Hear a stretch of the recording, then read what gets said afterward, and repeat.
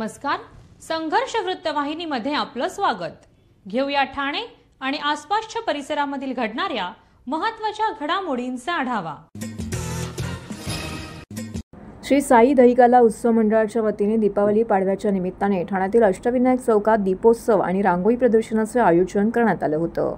यंदाचे या दीपोत्सवाचे 26वे वर्ष उत्साहात साजरे करण्यात आले। या दीपोत्सवाचे मार्गदर्शक स्वर्गीय प्रल्हाद हळदे होते। परिसरातील नागरिकांमध्ये एकोपा राखण्यासाठी आणि सण एकत्र साजरा करण्याच्या उद्देशाने हा उपक्रम दरवर्षी राबवला जातो। यंदा मात्र दीपोत्सवाच्या तयारी दरम्यान दुपारी अचानक अवकाळी पाऊस पडल्याने काढलेल्या सुंदर रांगोळ्या भिजून नष्ट झाल्या। त्यामुळे कलाकारांची निराशा झाली। मात्र काही वेळानंतर पाऊस थांबताच त्यांनी नव्या जोमाने पुन्हा रांगोळी साकारण्यास सुरुवात केली। त्यांच्या या उत्साहाचे कौतुक करत मंडळाच्या वतीने सर्वच कलाकारांचा विशेष सत्कार करण्यात आला। दीपोत्सवाच्या कार्यक्रमादरम्यान फटाक्यांची आतिषबाजी आणि दिव्यांच्या रोषणाईने संपूर्ण परिसर उजळून निघाला। तब्बल 20 मिनिटांची भव्य आतिषबाजी पाहण्यासाठी मोठ्या संख्येने नागरिकांनी येथे गर्दी केली होती। या कार्यक्रमाला राष्ट्रवादी काँग्रेस शरदचंद्र पवार पक्षाचे आमदार जितेंद्र आव्हाड, मनसे नेते अविनाश जाधव, शिवसेना उद्धव बाळासाहेब ठाकरे पक्षाचे राजेश वायाळ पाटील, प्रकाश कोटवानी, रोहित पिंपळकर, हेमंत पमनानी, रमाकांत पाटील, सुनील पाईक, पांडुरंग दळवी यांच्यासह मंडळाचे कार्यकर्ते रवींद्र मोरे, अजय नाईक, पुंडलिक घाग, मनोहर चव्हाण आणि अन्य पदाधिकारी, स्थानिक नागरिक मोठ्या संख्येने उपस्थित होते। जाणता राजा शिवछत्रपती शिवाजी महाराज की।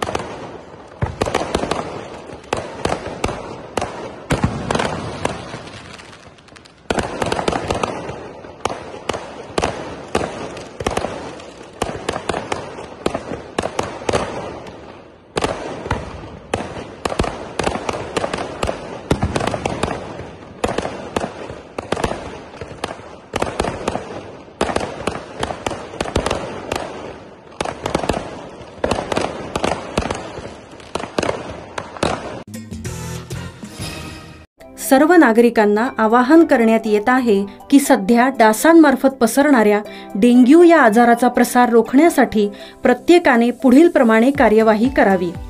डेंग्यू आजार एडिस इजिप्ती हा डास चावल्याने होतो। या डासांची पैदास साचलेल्या किंवा साचवलेल्या स्वच्छ पाण्यामध्ये होते।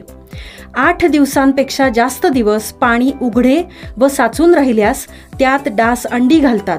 अंड्यांच्या अळ्या तयार होऊन पुढे डास तयार होतात। यासाठी आपल्या घरातील पाणी साठे उदाहरणार्थ बॅरल्स, पिंपे, टाक्या, हौद, रांजणे इत्यादी दर आठवड्याला रिकामे करून घासून पुसून कोरडे करून पुन्हा भरावे। 1 दिवस कोरडा दिवस म्हणून पाळावा। पाणी साठ्यांना घट्ट झाकणे बसवावीत किंवा जुनी साडी, चादर, धोतर यांनी बांधून झाकून ठेवावीत, म्हणजे डास त्यात जाऊन अंडी घालणार नाहीत। घराच्या गच्चीवर, आजूबाजूला, अंगणात कोठेही पाणी साचू देऊ नये। भंगार सामान उघड्यावर टाकू नये, उदाहरणार्थ टायर्स, प्लास्टिक सामान, कुंड्या, टाकाऊ वस्तू इत्यादी। अशा सामानात पावसाचे पाणी साठून त्यात डेंग्यूच्या डासांची पैदास होते।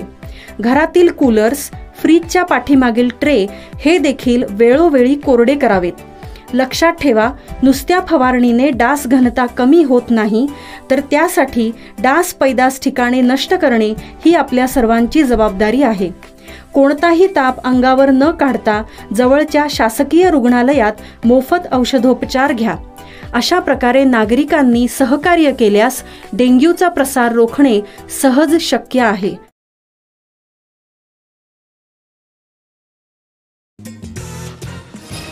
महाराष्ट्र नवनिर्माण सेनेचे प्रमुख राज ठाकरे आणि शिवसेना उद्धव ठाकरे यांच्या अलीकडच्या वाढत्या भेटीगाठींमुळे दोन्ही पक्षांमध्ये संभाव्य युतीच्या चर्चा रंगू लागल्या आहेत. स्थानिक स्वराज्य संस्थांच्या निवडणुका पार्श्वभूमीवरती या दोन भावांमधील सौहार्दाचे राजकीय संकेत मिळत असतानाच ठाण्यातील रांगोळी प्रदर्शनातही या ऐक्याचं प्रतिबिंब पाहायला मिळाले. ठाण्यातील कलाचंद रांगोळीकार मंडळ ठाणे आणि महाराष्ट्र नवनिर्माण सेनेचे सरचिटणीस संदीप पाचंगे यांच्या संयुक्त विद्यमाने आयोजित भव्य रांगोळी प्रदर्शन 2025 मध्ये कलाकारांनी आपल्या सृजनातून दीपावलीचा आनंद आणि समाजातील एकतेचा संदेश रंगवला आहे. वर्तकनगर येथील ब्राह्मण विद्यालयामध्ये 20 ते 26 ऑक्टोबर दरम्यान हे प्रदर्शन भरवण्यात आलेलं आहे. सायंकाळी 5 ते रात्री 10 वाजेपर्यंत नागरिकांसाठी खुले असलेल्या प्रदर्शनामध्ये ठाणेकरांना रंग, कल्पकता आणि कलात्मकतेचा संगम अनुभवायला मिळत आहे. गेल्या 32 वर्षापासून सातत्याने भरवले जाणारे हे प्रदर्शन आता ठाण्याच्या दिवाळीचा अविभाज्य भाग बनलेले आहे. यावेळी प्रदर्शन रंगांमधून एकता आणि संस्कृतीचे दर्शन या भावनेला साजेसे ठरले आहे. प्रदर्शनात विविध कलाकारांनी उल्लेखनीय कलाकृती सादर केल्या आहेत. सुभाष शाक्यवार यांनी अमरीश पुरी, नितीन कोळी यांनी नाळ चित्रपट, योगेश भागणे यांनी छावा, बबन राणे यांनी रोहित शर्मा आणि विराट कोहली, मनोज सावंत यांनी संध्या शांताराम, प्रथमेश वाघवारे यांनी दशावतार, सुधाकर भोसले यांनी जोकर, मयंक थोरात यांनी सद्गुरू महाराज, मृण्मयी कोळी यांनी स्त्री शक्ती, कॅन्डल लेडी, तर हिंदवी तरे यांनी दीबा पाटील या व्यक्तिचित्रांची रांगोळी साकारली आहे. दिवाळी निर्मित स्वरधारा प्रस्तुत स्थानिक माजी नगरसेवक उमेश पाटील यांच्या पुढाकाराने आयोजित करण्यात आला होता. संगीत आविष्कार पुरस्काराने विजेते सुप्रसिद्ध गायक उमेश सुतार यांच्या मुख्य गायनाने कार्यक्रमाला रंगत आली. तर त्यांच्यासोबत प्रसिद्ध गायिका गीता पाटील, प्रसिद्ध गायिका रेश्माताई धोत्रे, प्रसिद्ध गायक अरुण साळुंके हे देखील उपस्थित होते. शिवसेना ज्येष्ठ नेते दशरथ पाटील यांच्या मार्गदर्शनाखाली व प्रमुख उपस्थितीमध्ये सदर कार्यक्रमाला सुरुवात करण्यात आली. यावेळी शारदा पाटील, समाजसेविका रचना पाटील, समाजसेवक राकेश पाटील, युवा नेते जय पाटील, माजी नगरसेवक दिनेश कांबळे, माजी नगरसेवक गणेश कांबळे यांची प्रमुख उपस्थिती लाभली.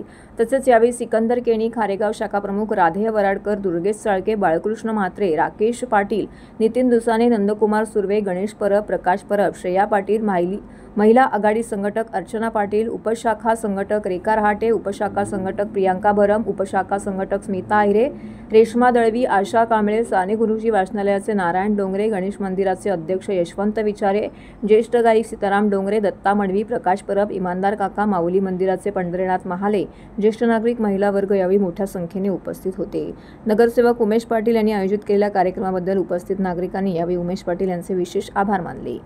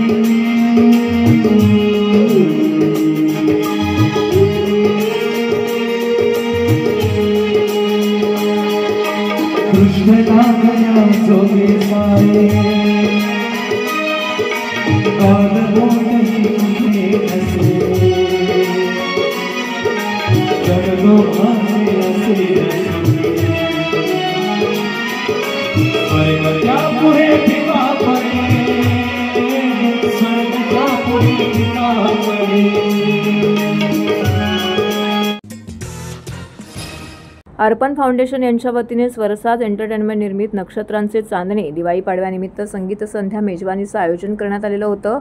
अरण्य बँक्वेट्स हॉल येथे हा कार्यक्रम संपन्न झाला. भारतीय जनता पार्टी ठाणे शहर जिल्हा व ठाणे नगर पालिकेचे भाजपाचे माजी गटनेते मनोहर डुमरे, स्थानिक जिल्हा मध्यवर्ती बँके ठाणेच्या संचालिका भावना डुमरे यांच्या पुढाकाराने संयोजक नितीन बकरे, तुषार शेट्टे यांच्या विशेष सहकार्याने सदर कार्यक्रमाचे मोठ्या प्रमाणामध्ये आयोजन करण्यात आले होते. स्लेझो एक्सप्रेस लॉन्ड्री हे प्रायोजक होते, तर मीडिया पार्टनर म्हणून ठाणे वैभव यांनी सहकार्य केलं, तर यांचे देखील विशेष सहकार्य येथे लाभले. सदर कार्यक्रमाला प्रमुख अतिथी म्हणून कोकण पदवीधर मतदारसंघाचे लोकप्रिय आमदार निरंजन डावखरे, अनिल साळवी, CN शेट्टी, इतर मान्यवर पदाधिकारी, कार्यकर्ते, स्थानिक नागरिक यावेळी मोठ्या संख्येने उपस्थित होते.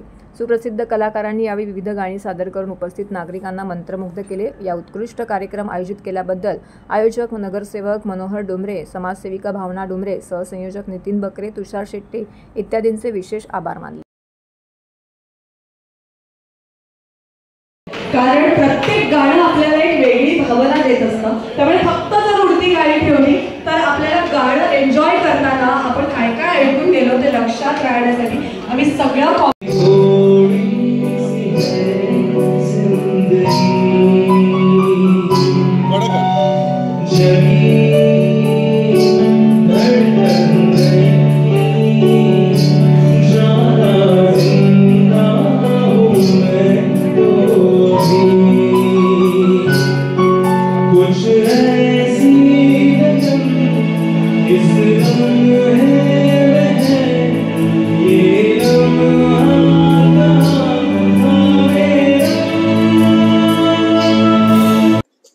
सर्वात प्रथम तर मी आपल्या माध्यमाने सर्व ठाणेकरांना आज दिवाळीच्या आणि पाडव्याच्या आजच्या शुभेच्छा देतो.